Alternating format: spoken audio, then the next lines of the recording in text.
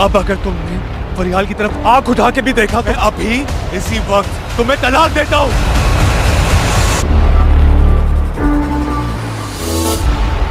असल दुश्मन तो तुम हो। मेरी जिंदगी उसको मैं जैसे चाहूंगी वैसे गुजारूंगी। तुमने मेरी जिंदगी बर्बाद कर दी है फरियाल।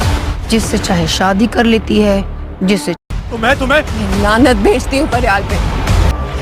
नहीं बुरी हो तो ड्रामे के आने वाले एपिसोड में अब आपको बेहद खौफनाक ड्रामा देखने को मिलने वाला है।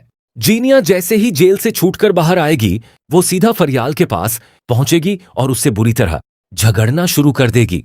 जीनिया चीखते हुए फरियाल से कहेगी कि मेरी असल दुश्मन सिर्फ तुम ही हो, तुमने मेरी जिंदगी बर्बाद कर दी है।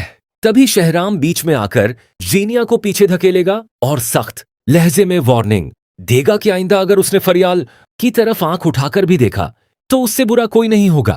इस पर जीनिया शहराम से भी बदतमीजी करने लगेगी, जिससे शहराम का गुस्सा बेकाबू हो जाएगा और वो गुस्से में आकर जीनिया को हमेशा के लिए तलाक दे देगा। तलाक मिलने के बाद जीनिया वहां से सीधा अपनी मां के घर पहुंचेगी। वहां जरार और उसकी चची चचा समेत पूरी फैमिली पहले से मौजूद होगी। जीनिया को देखते ही उसकी चची उसे ताना मारते हुए कहेगी कि जीनिया का तो यही तमाशा है, जब चाहती है जिसके साथ चाहती है शादी कर लेती है और जब मन करता है तलाक लेकर घर वापस आ जाती है। यह सुनते ही जीनिया आग बबूला हो जाएगी और पलटकर चिल्लाएगी कि यह मेरी जिंदगी है और इसे मैं अपनी मर्जी से जैसे चाहूं वैसे गुजारूंगी।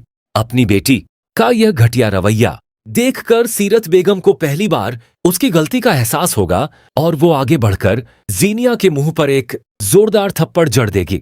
सीरत इस बार जीनिया को अच्छा खासा सबक सिखाएगी, लेकिन जीनिया अपनी गलतियों को समझने के बजाय ये सोचने लगेगी कि अब सब उसके दुश्मन बन चुके हैं और उसका मर जाना ही बेहतर है।